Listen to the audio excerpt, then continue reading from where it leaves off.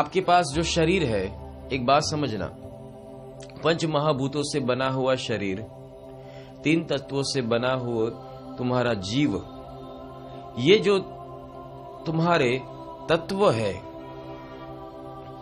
इसको जब छोड़ोगे शेष में परमात्मा रहता है। अब परमात्मा की व्याख्या करें, किस चीज में परमात्मा है।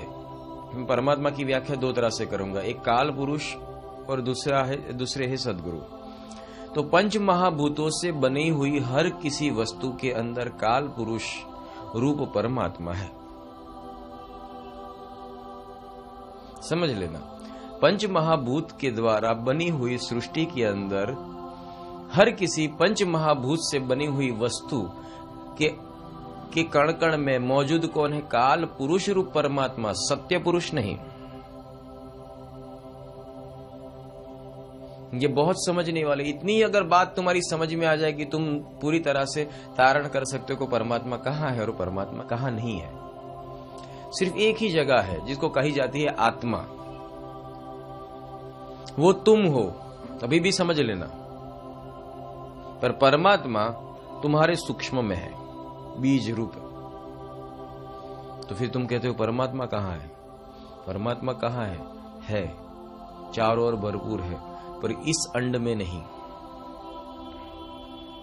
इस अंड में उसके गिने चुने बहुत छोटे तत्व है, इसलिए एक ही तत्व से परमात्मा इस जगत में निर्भर है, जिसको कहा जाता है शब्द।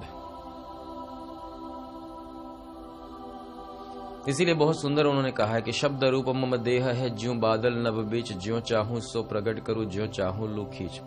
उसके अलावा जो भी कुछ तुम सोच रहे हो वो सब काल पुरुष निर्मित है, और वो हर एक चीज तुम्हारा भोग कभी भी ले सकती है। वो हर एक चीज तुम्हें कभी भी आकर्षित कर सकती है, वो हर एक चीज कभी भी तुम्हें जुटला सकती है। तुम इसी पंच महाभूत के द्वारा विभिन्न, तुम्हारे ऊपर ये पंच महाभूतों के विभिन्न रसायनों का प्रयोग होता है। अलग अलग वस्तुओं के द्वारा तुम अलग अलग नई नई खोज और नई नई आह्लादक वस्तुएं और आकर्षण करने वाली वस्तुओं के प्रति तुम मोहित होकर दौड़ते हो। ये एक पंच महाभूतों का खेल है।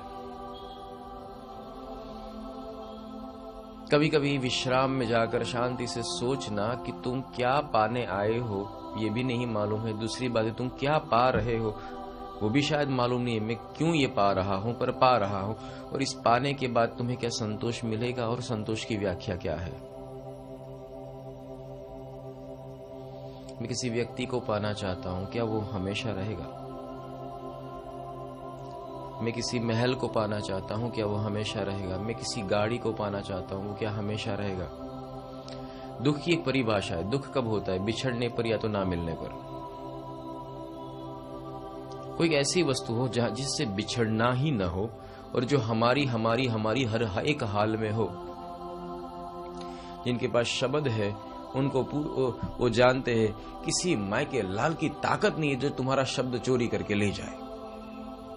जिनके पास शब्द है उनको ये महसूस होता है किसी माई के लाल की ताकत नहीं है जो तुम्हारा शब्द चोरी करके ले जाए। किसी माई के लाल की ताकत नहीं है जो तुम्हारे शब्द के अंदर वायर डाल के उसकी इलेक्ट्रिसिटी खींच ले।